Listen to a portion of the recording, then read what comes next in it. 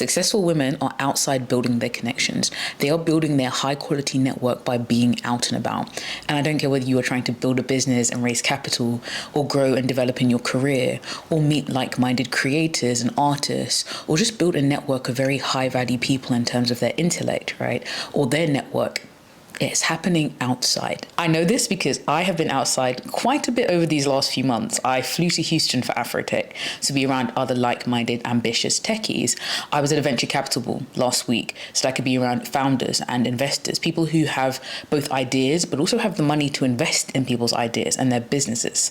I was at a YouTube creators event just also last week, and that was about being around other creators, other people in the space, other YouTubers and people who make content, right? And feeding off of their energy and their ambition. But I've also gone to the other extent where I've also been hosting workshops, right? And been on panels. So like the other side of these conferences and events where it's actually you showing up and being there and putting yourself out there. And it has been so fruitful in just a few months of really, really going hard on this. The connections I've formed and some of the opportunities I've already been able to leverage have been insane, right? And there is something about meeting people in person, them feeding off of your energy, getting a sense of who you are that is different to being online. And that's not to say that your online persona, your profiles, your LinkedIn, your websites, all these things don't matter. But when they are used in conjunction with meeting people in real life and forming these strong bonds, guys, I'm talking, I've had career opportunities already put in front of me. Mentorship, right? Like I have been able to talk to people who have built businesses, multi-million pound businesses. We're talking like people who have been very successful in their industries and careers.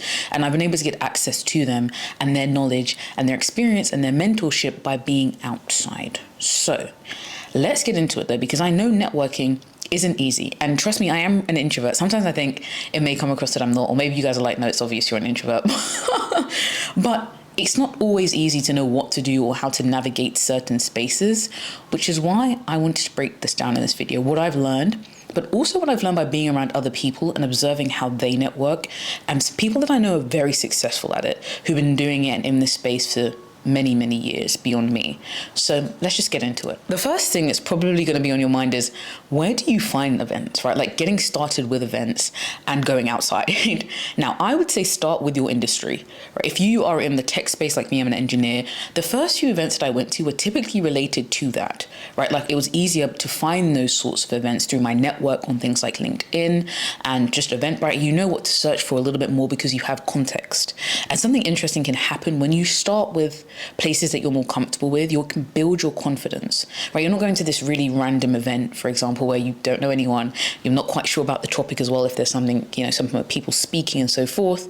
But you have that confidence that, okay, I'm around my industry peers. There are things that I even know to start speaking about, or things that I can be confident to articulate. And then you'll just build up the skills within this kind of comfortable setting to an extent. I'm not saying it's going to be the most comfortable thing, but that's where I would get started, and that's where I did get started. But something very interesting happens when you're outside and meeting people and having these in-person connections. There's like a domino effect where they start to invite you to other events. Some of them will be in your industry, but some of them won't. I went to a Sister in STEM brunch back in summer and met a wonderful woman. I won't say her name in case she doesn't want to be like on YouTube, but anyway, she then invited me to actually a fashion event and like the forward thinking about fashion and technology and so forth. So perhaps that wouldn't have been a place that I would have gone to or known to event to look for, but because I had met people and built connections with people at other events, like a STEM event, like a more tech event, that's what happened. And then I invited her to the venture capital ball, and you can see what starts to happen. Like I said, it's a domino effect. Another example of this is a creator that I actually met in person when we were both working on some sort of project, but there was an in-person event to kind of solidify this, and I could have missed it. I didn't have to go. It wasn't part of like my deliverables, but I'm really glad that I went to that because we kind of formed a bond as well. And then she actually invited me to a wealth management kind of event at an art gallery, like canopies and champagne and so forth, and mingling with people who are both wealth managers but have their assets managed. And it's very interesting being around those sorts of people. Again, they're typically people who have been building over years and who have knowledge and information and potential mentorship to share. So that's my kind of tips for like getting your foot in the door and like getting started. But in terms of actually sites, I use LinkedIn a lot. I use LinkedIn a lot, but also I use Eventbrite, which most people will be aware of, where you can search based on your interest. But don't actually neglect things like more women's or health related stuff. I have met, again, some very amazing women by going to something that was called Pilates and dinner, right? Because, again, the type of people who typically take care of their health, I would say, will want to engage in these sorts of activities. I'm not saying everyone has to be a power lifter or whatever, but people that you would want to spend more time around, likely, or at least be interested to know what they are getting up to, where they are. Like, are they at conferences, right? Are they building interesting things? Are they doing interesting things? And so don't rule out things that are more like that not a conference or not a ball, but are an opportunity for you to meet like-minded people and see where it goes. The next point I want to make is actually around researching before you attend events so that you're not like completely lost. Because this can be like the make or break, or allow you to make the most out of a particular event that you attend or a place that you're at, because you know what the topic is going to be, what people will be talking about, and maybe even who's going to be there in advance, which allows you to do some kind of prep work if you're interested. And I'm not saying you have to do this for every event and it has to become like a chore per se, but it can help with you feeling more confident going in, but also being able to have things to talk about that are meaningful as opposed to just like random stuff. Although some level of serendipity is good and great and you never know what's going to come out of it. But yeah, it can just be more meaningful and more impactful in terms of the event. I was at an event with a woman and she had been doing the research, and this is where I was learning, like, damn, I actually should have done more research for this event, because she was ready with things to say and kind of topics to talk about, or could actually speak the language of the individuals that were there. And that can be very powerful in how people perceive and align you with whatever it is that you're trying to achieve, or whatever it is you're looking to get out of these events. Now, the next thing I'm going to say is going to sound superficial, but it's absolutely not. The way you look matters. The way you turn up to these events conveys so much, and it is the first thing that people have to judge you on or form an opinion on about you, is the way you look. And so you should be using this to your advantage. Leverage this, right? I have seen the difference in how people are approached just by factor of how they look, right? It impacts the way people see you and who wants to approach you and what their intentions may be. I'll draw an example from one of my friends, but she is an impeccable dresser, but very different to me. Like, she is more outlandish with her wardrobe, but it's her and it makes sense for her. And the number of conversations that I started just based on that, her dress, and I've had similar things. So even though my style is very different, it's a little bit more muted. I would say maybe a bit more classical in terms of like understated, but still elegant, still fun. And people leave comments. Like when I went to Afrotech, I wore this outfit and I feel like I was stopped so many times for people asking me like, oh, where's your outfit from? Well, that's a really, really nice outfit. I love the way that you look. I love the way that you're carrying yourself. People notice these things. On the other hand, I don't want you to dress in a way that's going to make you feel uncomfortable, because that is a terrible look. Right? If you look uncomfortable in the clothes that you're wearing or how you've styled your hair and you're constantly like trying to fix, it's not a good look. And it won't make you feel confident as you're in that particular event or that particular space. So you want to look good, right? You want to present in the way that you want to be perceived. However, you don't want to be uncomfortable. So for me, for example, I'm not the extravagant dresser in that sense where, it will be ruffles and things like that. So I'm not going to force myself to be that, but I'm going to show up as the best version of me and what I know that I do best and what suits me and what makes me feel confident. Now let's talk a little bit more about the energy that you exude when you're there, which kind of feeds on from what we were just talking about in terms of being comfortable.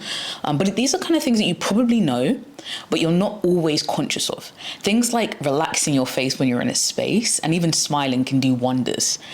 People will approach you when you smile versus if you walk around with a straight face, which I don't have the best straight face. It can look a little bit angry at times, but I know that I also love smiling. And I know that like how much friendlier and approachable you look when you smile, and also you relax. I think there's actually science behind this where like actually by smiling you release certain, I don't know if there's endorphins, but there's certain chemicals that are released when you actually smile. And so that reverberates around your body effectively, and then you start to look more relaxed. And so many things come from just that. Relax your jaw, smile, like keep your chest up, like don't cower into yourself. All of these are indicators of you believing that you belong in a space. It's also things like not fidgeting all the time, and the things like your hair and your clothes, which is why I said it's important to be comfortable. That's a sign again of maybe insecurities or fear or worrying. Like that fidgeting can make you seem again like Are you the type of person that I want to approach and that I'm interested in maybe seeing and learning more from? Then there are just other really basic things like eye contact. Eye contact does wonders. Like when you actually are able to look at people as they speak or as you're speaking and connect with them, it's again it's a sign of confidence. I've noticed that too. Like, are you able to hold the gaze of those people, or are you quite shy? And I can be shy at times too, don't get me wrong, in certain settings, but I think when I'm networking, like, no, I'm good. Let's talk. I will look into your soul. And then the final thing, and this can be quite complicated because you may have your phone out for the purposes of either taking pictures or like, just getting people's contact details, but avoid having your phone out or like a distraction or like somebody's talking and you're on your phone. Like that's just basic stuff, but I still see it sometimes happen and it's like, you're literally, somebody's trying to have a conversation with you and your phone's out or it's doing this or it's doing that. Engage with people. The next thing I want to talk about is thinking about how you're going to introduce yourself before you get there, because this is an opportunity for you to present yourself in a certain way, but also steer the conversation and allow people to get to know you from the angle that you want. Now, I know this can be very hard if you're a multifaceted person like myself, you have multiple passions, multiple skills, but think about where you are, the people that are at that particular event, and what it is you would like to get out of it. What it is you would like them to know you for. Is it that you are an engineer and a content creator at a tech event, right? Or is it that you are a founder of a particular business in this X industry and you want that to come across very quickly? Or is it that you are a contemporary artist, across sculpture and, painting? What is it that you want them to know about you off kind of the cuff and where you want them to start to question you? Because people will then say, I'm what kind of engineer? What kind of creator? What kind of business, or how long have you been doing your business? Where are you in your business? Things like that. And so thinking about how you will introduce yourself in a clear and concise way is really important. It's something that as I think about how I'm rebranding myself and where I want to go next in terms of business and so forth, that I'm thinking about how important this is, because when people ask you what you do or you're introducing yourself, that is a moment for you. Use it as an opportunity to set the scene. Again, leading back to kind of confidence and being comfortable, I don't want you to be out networking being something that you're not. Like, I'm not really a loud person. I'm not a super high energy person. That doesn't mean like I have low energy, but like sometimes I even see creators on here and they are just more bubbly people. They are more like, energetic people, and that comes across in their content and like the way that they speak and the way that they move and everything. That's not me. And that's okay.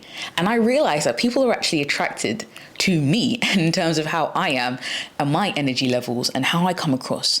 And you will find people who align more with you, right? You don't have to be somebody else outside to make it or to be successful. And I know that a lot of us have been taught or made to believe that it is the extroverts in this world in terms of loud, bubbly, in your face who will make it. But actually, there is something very powerful about just resonating with who you are and sitting with that.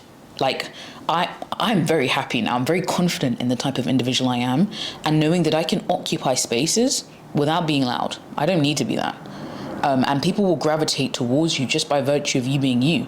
And if you are that person, that's not to say there's anything wrong with it. There isn't. That's just you. And so leaning to your high energy and leaning to those things that make you, your characteristics. The next thing I want to talk about is actually being interested in the people you're talking to. This is going to sound like, duh, no. I think a lot of people talk to people and I see and they don't really want to be there. It's almost like a tick box exercise. I don't think those make for the most fruitful encounters, right? And I'm not necessarily saying that every person you meet, you have to be like holding on to their every word. But you should be trying to. You should be listening with the intent of understanding this person and getting to know them better. And I'm telling you, those are the most fruitful conversations when you want to be there, when you're interested, when you are asking follow-up questions, when you are allowing people to talk about themselves. We've spoken about how you want to be introduced and, the conversations you want to have. But there's another person or people in this interaction and they too want to be heard. They want to be listened to. And so allow them that space, and people are grateful for that. For genuine people who listen to them, who are engaged with them, they notice that. right? And it leaves a lasting impact on people. Now, wrapping up with a couple of more points that are a little bit more practical is you need to have a space for people to connect with you after these events, whether it is a LinkedIn profile, whether it is a website, whether it is your Instagram or Twitter. People need to be able to connect with you beyond that event, especially if you want it to last. If you want to build a connection and a relationship that, is more likely to stand the test of time, then you need them to have some sort of landing page, right? Where can they connect with you? Where can they see more about you? And it's really key that actually, whatever that is, like I said, LinkedIn, the website, reflects the type of person that you showed up to at the event. There needs to be synergy and consistency, because that will help build the bond. So if I've been speaking about, being a creator and an engineer, or being in the X space, personal development space, and then everything online kind of matches with that, perfect. They understand that the type of person that they met, or the person they met, matches my online persona. And perhaps that encourages them to be more keen to reach out and so forth. So make sure that you have something in place that's easy to get to. Have it on your phone as a QR code. That's something that I realized. I got business cards as well. I know that seems really, really archaic, but I do love a good business card now. But it doesn't have to be that. Just having your LinkedIn ready to go, or the QR code for your website, whatever it is, just make sure that when it comes to, drawing this conversation to a close, people can connect with you easily, and they can make that distinction that, oh, that person I met, oh yeah, reading through your blog or reading through, your LinkedIn pages or your website and getting a feel for that. And they're like, yeah, that's exactly who I met. This is really cool. I want to know more. And that leads me on to the final thing I want to really speak about in terms of connections and building connections that will lead you to more success, really, whether the success is determined by business, career, or actually high quality relationships. Follow up. A lot of us go to events, we go to these things, and we never speak to the people again. You might have a great conversation with somebody. You might even take their LinkedIn. You never send them a message. And you're sitting there waiting for them to, and you can wait for life to happen to you, or you can take the initiative and think, you know what? I had a great conversation with this person. I want to know more about them. Send them a message. Say, do you want to catch up over coffee sometime, right? Or whatever it is. Make the connections as strong as possible by following up and asking about things that they are doing. Notice things in their profiles or their website or whatever it is that you may have a connection to, that you may be able to help them out with, or that you have been doing, alongside your work as well. So that's it. This is my encouragement. You need to be outside more. Yeah. Your online profile, very important. We can talk about that in another video. But ladies, you got to get outside and look good whilst you're doing it. And show us all of the amazing parts of your characteristics that you want the world to know about. Maybe it's that you're very charismatic. Maybe it's very humorous. Your business, acronym. Is that a word? I don't know. Anywho, that's it from this video, and I will see you in the next one.